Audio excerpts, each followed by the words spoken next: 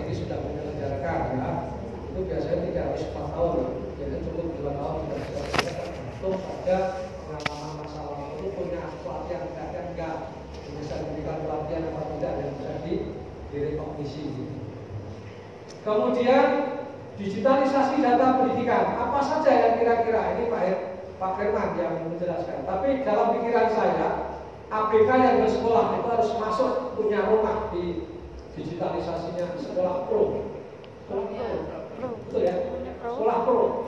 Jadi data ABK yang bersekolah bukan dengan namanya, ya namanya, jenis kelaminnya, umurnya, kesehatannya, macam-macam semua di situ.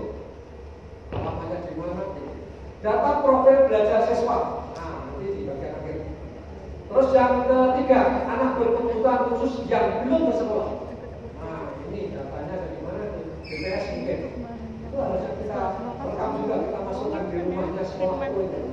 Kemudian data orang tua ABK itu lengkap. Data sekolah luar biasa SLB. Coba data SLB itu kalau kita klik SLB-nya ibu ini gitu. Oh, kelihatan langsung gurunya sekian, muridnya sekian, jam belajarnya sekian orang. Oh, ternyata kekurangan guru kelihatan semua di sini.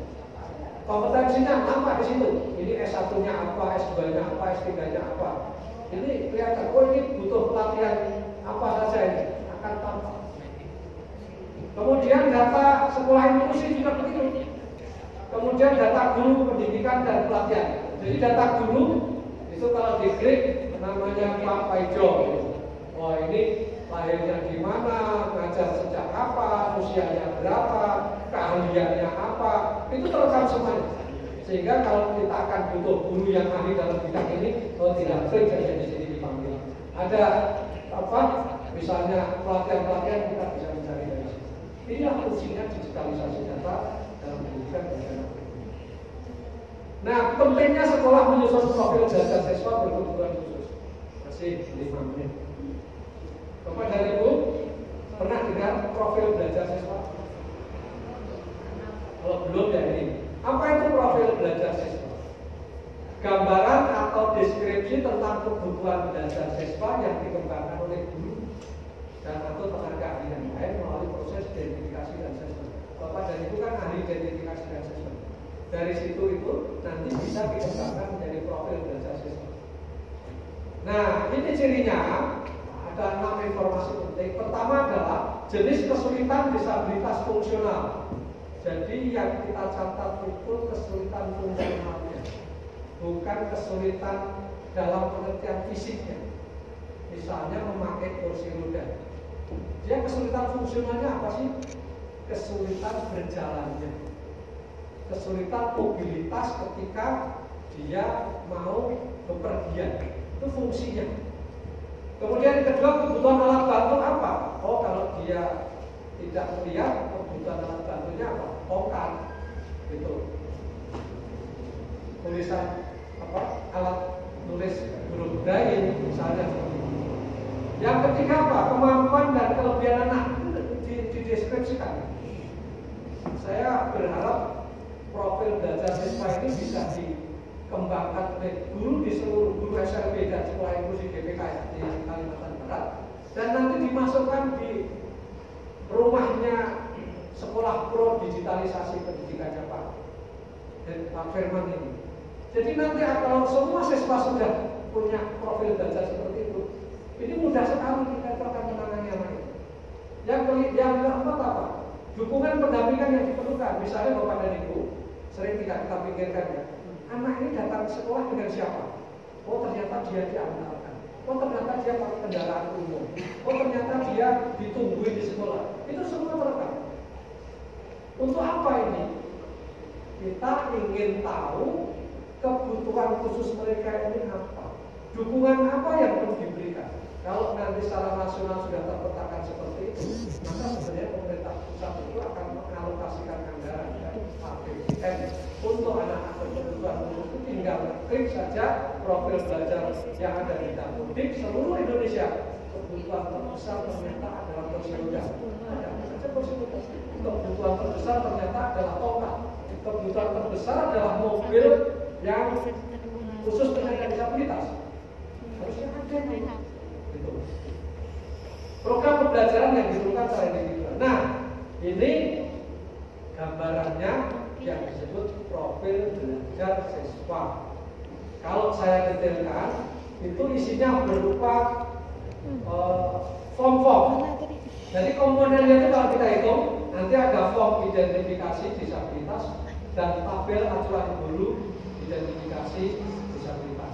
Alat bantu khusus, pergerakan, kelebihan dan kemampuan, belajar dan dukungan yang dibutuhkan, informasi kesehatan, informasi lain, kesimpulan sementara, program pembelajaran individual.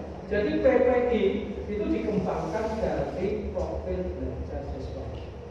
Ini formnya, Bapak dan Ibu, identifikasi disabilitas.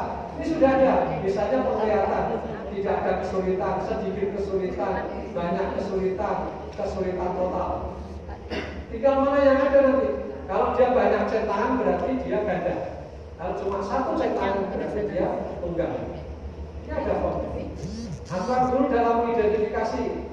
Kalau kondisinya, misalnya aspek penglihatan, gambaran umum kemampuan mata untuk melihat seperti wajah orang, objek, tulisan atau gambar di papan tulis atau di buku.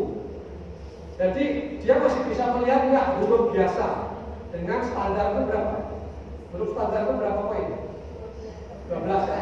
12. Kalau dia sudah tidak bisa, biasanya guru membuat huruf diperbesar. Ada 14 poin, ada 14 poin, ada 18 poin. Kalau sudah 20 poin, itu sudah melewati catatan, sudah butuh bantuan itu. Sekarang kalau tidak alat pembesar, tidak ada, maka sudah dibutuhkan kacamata atau macam-macam dan sebagainya. Alat bantu khusus yang diperlukan apa? Ini sudah ada, kacamata, alat bantu dengar, kursi roda, krek, tongkat atau welter, kemudian alat tulis braille, perangkat lunak, buku elektronik, kemudian tongkat putih, perangkat totik, kaki palsu, modifikasi mebeler, papan komunikasi lainnya, centang-centang. Terus apa lagi? Pergerakan lingkungan sekolah misalnya. Ini, apakah siswa menggunakan membutuhkan penyesuaian bangunan agar dapat berpartisipasi di sekolah? Tadi bangunan kalau ini disesuaikan dan sebagainya. Ada toilet, jangan timbulnya cuma 60 cm, kursi roda nggak bisa masuk. Oke, dirubah jadi 80 cm, kursi roda bisa masuk, tapi nggak bisa keluar. Kali mundur. Apalagi mau masuk di toilet, dia ada lompat gitu, ada tangganya. Ini di sini semua. Kemudian ram tanjakan landai, ini butuh atau tidak? Dan seterusnya, label nama-nama dan sebagainya. Ini sudah ada. Nah, belajar dan dukungan yang dibutuhkan apa? Jadi semua kalau diisi Bapak dan Ibu, nanti kemudian sampai pada kesimpulan sementara. Misalnya di sini nama siapa, ya, dukungan kebutuhan siswa yang dibutuhkan apa, alat bantunya apa, akademiknya apa, bimbingan pendampingan lainnya apa, dan seterusnya. Dan kemudian program pembelajaran yang akan dilakukan seperti apa. Terima kasih, Lampung. Itu Bapak dan Ibu, ya. Pernah nggak